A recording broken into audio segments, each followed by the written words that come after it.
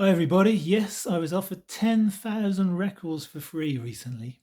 10,000. Isn't that the dream? Isn't that what we always kind of like, oh, wouldn't that be good? Absolutely fantastic. I met a guy, only just met him. He asked what I did and all this stuff. And I just said, oh, well, I collect records. Start with that, go with it. He said, oh, you need to talk to my friend. We'll call him Robert. You have to need to talk to my friend Robert over there. He's got 10,000 records that he really wants to get rid of. I thought, okay, fantastic. He comes walking up, says, yeah, I've got him in a lockup. He said he's having to pay monthly for this lockup and he doesn't want to do it anymore. They were records inherited from a friend of his who had died, a friend who had actually spent all his time going around buying these sorts of collections and putting them onto computer and stuff, the kind of thing.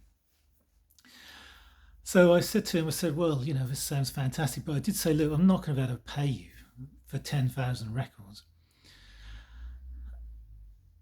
He said, that's absolutely no problem. He just wanted rid. And I thought, oh, it's fantastic. I said, well, let's arrange to meet up, which we did. And then an alarm bell. Oh, there are no singles. The singles have all gone. Oh, really? Oh, I've had a couple of dealers come in. They managed to get through the first couple of rows of records. They haven't looked at anything behind all that. There's probably about 7,000 records they haven't looked at.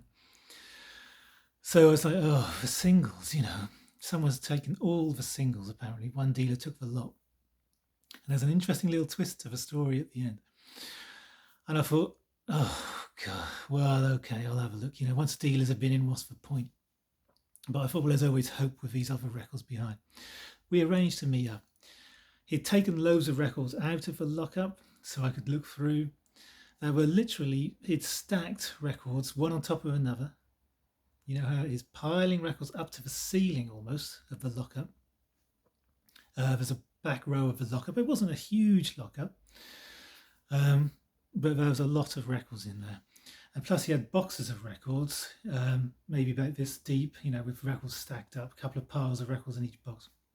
And it was hard work going through. Plus he had loads and loads of 78s. Of course they're heavy. So I'm taking some of this stuff out. And you know what? All the LPs were charity shop material, thrift store stuff. There wasn't a single thing in there worth having. Not one record. It was really, you think, yeah, fantastic. Absolute nothing. Even the records that the dealers themselves hadn't got to. You could see, you know what it's like. You can see, you can tell just by looking. There's nothing there. And sure enough, it was all junk. So this guy had spent all this time buying these sorts of collections and putting this stuff on a computer, and I don't have any idea why, really, because the sort of stuff he was choosing was just like... Anyway, I said to the guy, I said, look, there's nothing here I want. 10,000 records, and there's nothing here I want. And I said, but I did take a few hundred 78s because he wanted to get rid of some. And I looked through the 78s, and you knew even they had been gone through. There was no rock and roll, there was no rare jazz, there was no blues, there was nothing like that. I took a few hundred. I've probably got about 30 left of those because there was nothing worth having. I listened to all of them, play tested them all. Yeah. Anyway, the little twist is the person who took the singles. It's really interesting.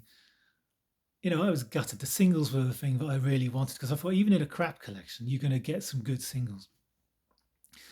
It turned out to be none other than Chris Farlowe, the guy who took them. He's in his 80s now. Yes, Chris Farlowe, Out of Time, Colosseum, blues and R&B stuff. Still renowned for that. Still playing from time to time. He's dealing in records in his 80s. He went up there. He obviously realised it was all junk, but he knew that the singles wouldn't be. And he took all the singles for himself. So although I was gutted, I would say hands off to Chris. I'll allow it. He can have them. A fan of him, so, I'll allow it.